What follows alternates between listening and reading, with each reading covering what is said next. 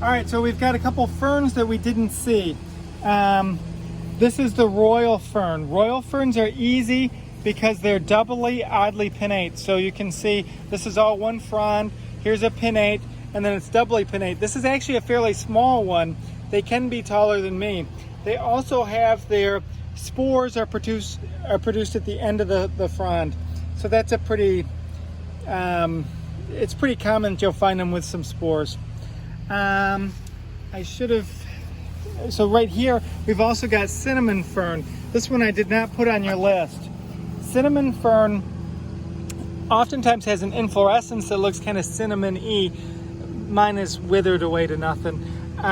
But the characteristic that always works is at the base of these, there's a little fuzzy, and that's what it really gets its name from, is that little fuzzy at the base.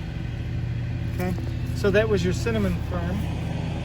Now if we come this way,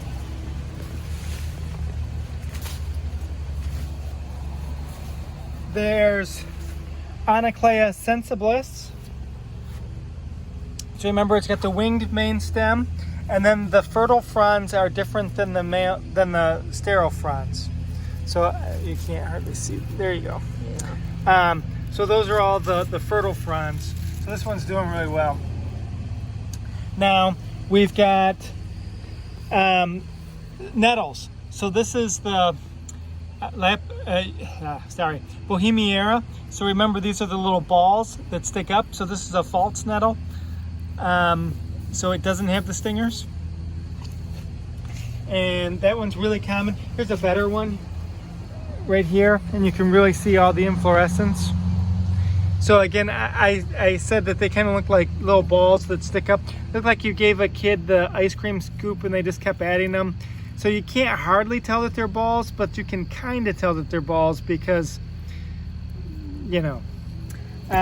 Right next to it is Pila pumila.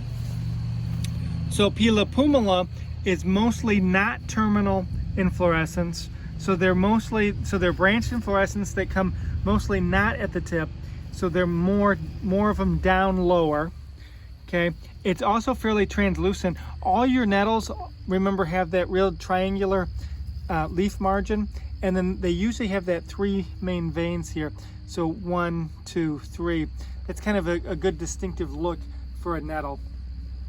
I've got a bunch of them growing here as weeds. And then we've got our true nettle over here. Yeah, right back here. Yeah, it's right here. It's so here's You gonna touch it? Yeah, you can kind of see it's not doing so well right now. It's too shaded, so it doesn't have like the good stingers. There are some stingers here, but here's a good leaf. So it's got the good leaf margin. This one doesn't have quite as good as those 3 veins, but you can still see them. It's end of season. They're not. Remember, these are the droopy balls, if you will. So it's got the balls, but they hang. And then you can see the stingers on this a little bit. Yeah, I actually can get a good shot of that right here.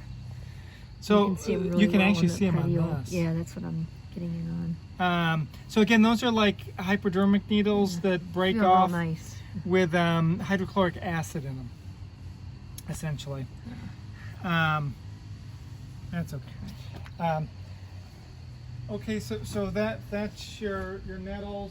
I've also got right here